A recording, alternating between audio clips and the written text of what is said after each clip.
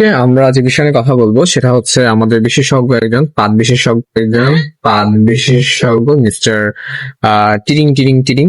তো উনি আজকে আমাদেরকে পাদ সম্পর্কে অনেক কিছু জানাবেন। So sir, welcome to our show. পাদ পাদ পাদ পাদ কেন ইম্পর্টেন্ট, তো সেই বিষয় নিয়ে আজকে আপনার কাছে বেশ কিছু কোয়েশ্চেন আছে। মানুষ কেন পাবে, আপনি যদি একটু বলতেন। আর আরো অনেক কিছু কোয়েশ্চেন ছিল, আমাদের দর্শকরা আপনাকে কোয়েশ্চেন করবে, তো আপনি যে উত্তর দিতে খুব ভালো লাগতো। হ্যাঁ, আপনি ঠিক বলেছেন। আমি হচ্ছি পাঁচ বিশেষজ্ঞ মিস্টার টিডিং টিডিং টিডিং। ঠিক আছে, এখন তার পাদের উপর গবেষণা করতে গিয়ে আমি যা দেখলাম, পাদের কালার হচ্ছে ধরেন সবুজ কালার, বুঝেছেন? আমাদের পতাকার সাথে অবশ্য যায়।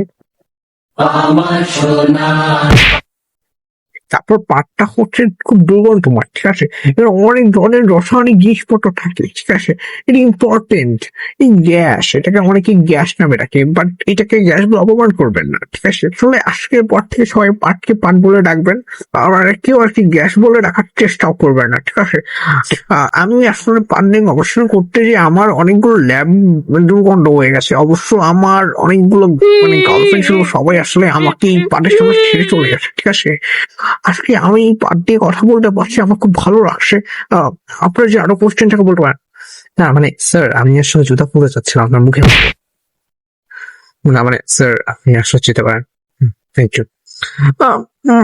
ওকে, নো প্রবলেম, সমস্যা নেই। এরকম অনেক অপমানিত হয়েছি পারের জন্য, তবে আমি পাটকে সাথে রাখিনি, ঠিক আছে? আপনি যাই